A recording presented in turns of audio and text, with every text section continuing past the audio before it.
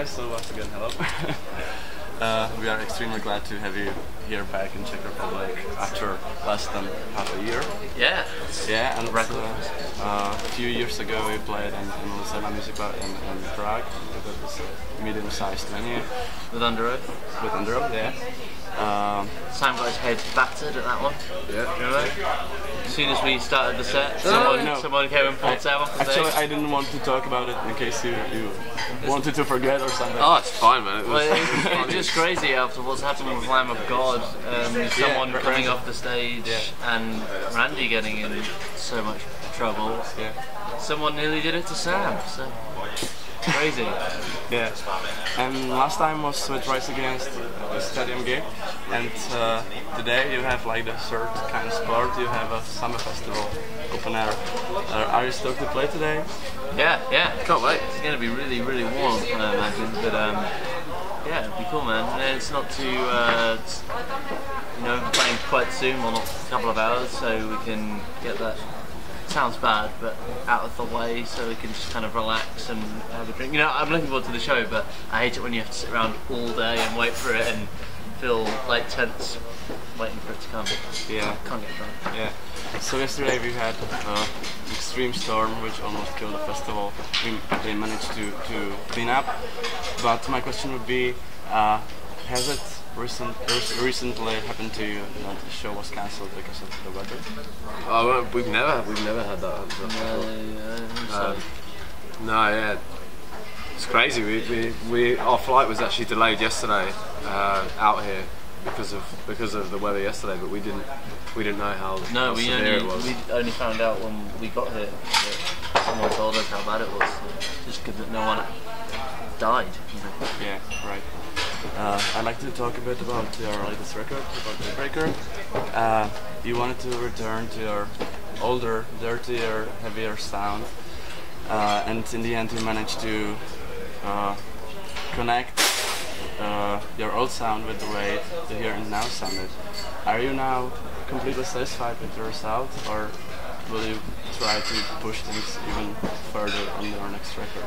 I think it'll always constantly change, I don't want to do the same thing again, that's for sure. And yeah, I think it's our best record, but I still think we can do better. But then, we'll do another one and I'll think we can do better than that.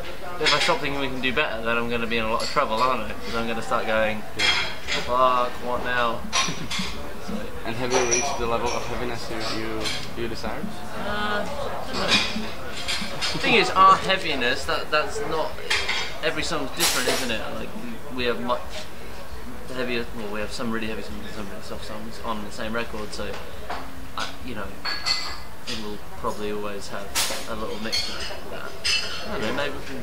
I don't know if you can go heavier than some of the stuff, so... Yeah, and the change, the shift was not only music-wise, but also lyrics-wise.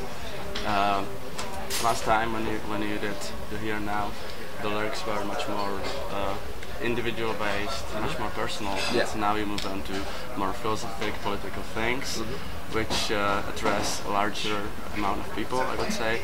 And at the same time you are starting to play, not starting, but you play a lot of really huge festivals and address very large crowds.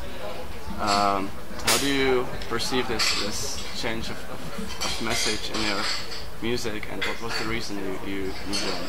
Well, we touched on it when we released Devil's Island, and we just enjoyed having something that we all felt that we could relate to, instead of just me listening to it. Even touched on it on Delete Rewind.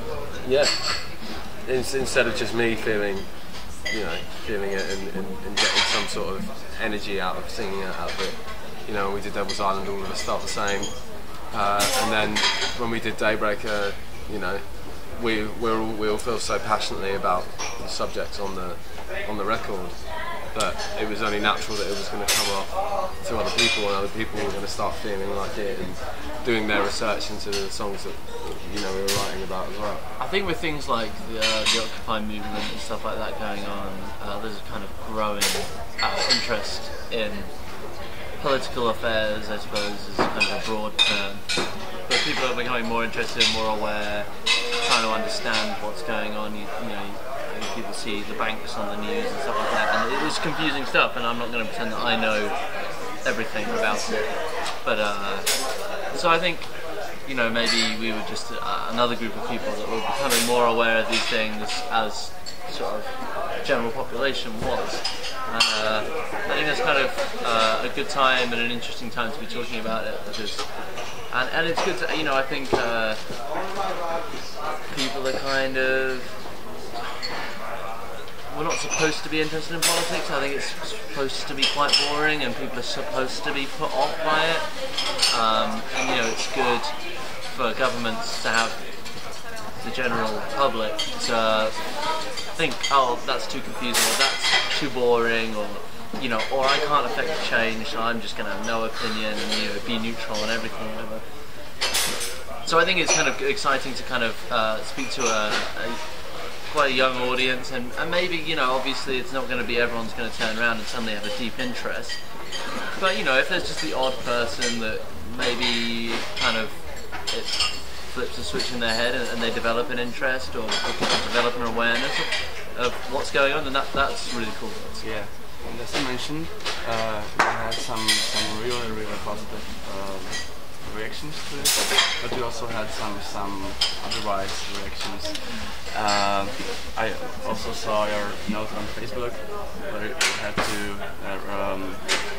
express what you meant by these colors don't Trump, when some Americans took it really personally, and of course these things can happen. How do you get by with these reactions, and is it hard to address a problem without insulting people? You know, I think actually my dad said to me before we kind of went down this road that kind of, if you enter the sort of political arena, you're going to get passionate people on the other side. You know, you're always going to have that. Like, that's that you're not going to have if you're singing about personal stuff. People aren't going to get really angry about that, like they can with you know, politics. And I understand that. I get really angry about it, and there's two sides to it. So it's part and parcel. And if anything, you know, if we're part of a debate or a discussion that can make people think, you know, I'd almost rather people had the opposite opinion of me, as long as they're not sort of floating through life in this sort of neutrality, sort of I'm not interested, you know, because I think people should be interested, because it affects everyone's lives, politics, you know. And I'm not talking about just, you know, whether you're left or right or who you're going to vote for. I mean, like, having a general understanding of the way our society is run is an important thing that people should be aware of. And you see societies where they are more aware of it, you know, and there's sort of revolutions going on in those places, and governments that then, you know, are corrupt being overturned. You know, in places like Egypt, I'm not sure if it's going to work. It looks like the military is still going to be in control, which is terrible. But, you know, there is at least movement, and that's when the general population has woken up and become politicized and trampled. Yeah. And let's move on to the band. You've had some lineup changes in the last 3 years. First, Ellie left, and then he returned, and now there's your guitarist gone, and you have Josh to replace him for touring. How does touring with him work, and are you guys happy with that, or is there a hole in the heart of Architects? There's definitely not a hole in the heart of Architects. I mean, there's no. For a long time, it was mainly just us four hanging out. You know, we've always been really close friends, and Tim was kind of, I don't know, he didn't really click with the rest of us towards the end. So when we kind of knew it was coming, that he was leaving, and we were kind of prepared for it. But with Josh, Josh is just like a breath of fresh air. He's exactly the same as us. We love him, you know, and he's an amazing guitarist. So he just fits right in, perfect. So looking forward to hear you with him. He's a fucking amazing guitarist, and that makes me.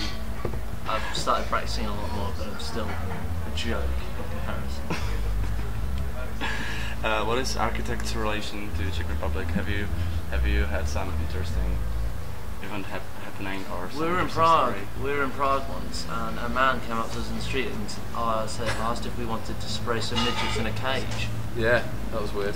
But probably the weirdest thing was playing to 5,000 odd people with Rise Against in Prague, because if we didn't do it like that, we'd probably have to come here and play like 300 times to get to play to that many people. So that was cool. Yeah, but it sounded great. We really enjoyed that. Yeah, that was a great show. Yeah, I really loved amazing that show. Yeah. So we have like 2 last questions, and I think it's fine. So a really complicated question for you, but think back now and tell me what was the most awesome music event you ever saw. It could be your gig or it could be anyone else's gig. I think for me, I might be the same for Sam as well, Coldplay at Rock am Ring last year, just because it's sort of a collective favourite band of ours, and I had never seen them until then, and we're kind of right near the front on the main stage, but it was absolutely pouring with rain, and there was lightning, and they had fireworks, and it was just this crazy, you know, like it was a really it was insane. It was insane. So for you as well. Yeah, definitely. That was. It was one of those things where you're watching it, you're like, this is a real moment. You know, when you're watching it, you're like, I'm never going to forget this. I think what it felt like is like what it feels like for normal. That sounds stupid, but sort of most festival goers, I think. I know that my mum goes to festivals and really gets into it and dances and has a great time, and kind of feels the magic of the festival, I suppose. And I don't think I've really ever felt that, but I think I did that evening. You know, for the record, I didn't dance, but it takes a little bit more than that. I think I did. Hi, I'm Tom. I'm Sam, and we're an Architects, and you're watching. Don't look at it. Core Music. .cz. .cz. That's it. That's it. Leave it at that.